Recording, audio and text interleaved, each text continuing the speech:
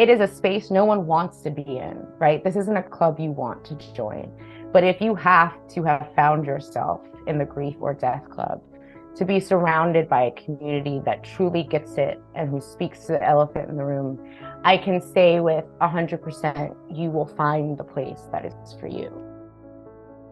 When my mother passed, I was living in New York. I was a PR girl. I realized that PR wasn't going to make it, that I was kind of partying for a living and I needed something else. I did a lot of soul searching. What I felt deeply was that there was no way I had gone through that much for no reason. And that's what really led me into caregiving work. I stumbled across this article interviewing Lennon Flowers, who's one of our co-founders. And so I emailed Lennon and I became a host. And that meant that anyone who had lost someone in Miami, Florida, or in the neighboring areas was referred to me. And I opened up my house once a month and people would come for brunch and we would talk about our loss. Here we go. Culturally, death is not something that's talked about once you lose someone. And so I wasn't used to sitting down with my peers and talking about it. It was strange for like the first 10 minutes.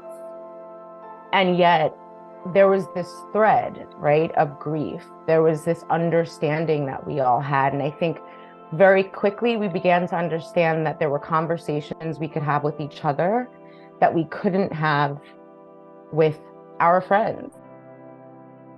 And it felt really good to be able to talk about our people again. That's one of the first things that you lose when you lose someone is the interest of others in your loss, in who you lost, and even just the name of who you lost disappears. And it felt really amazing to sit with people who said, what was her name? What was his name? What do you miss about them? We show up as whole people, and our loss is often tied into many different things and triggered by many different things out in the world. And when the civil rights movement was surging, something that we realized was that BIPOC folks were dealing with their personal grief. And then the grief that came from the constant onslaught of watching people who looked like us being murdered in the news. There was a twofold in our personal loss and then this like community felt loss. I started a POC table on Fridays. That has run every single Friday since then. People really needed to be able to sit with people who mirrored them and mirrored their loss type. And that's turned into this credible support system for so many different other areas of their life. I think the holidays is a time of allowing yourself the most grace possible. I think we societally have a thing with the holidays of telling family yes and showing up to things we don't really want to do. Grief is the time to be extremely selfish.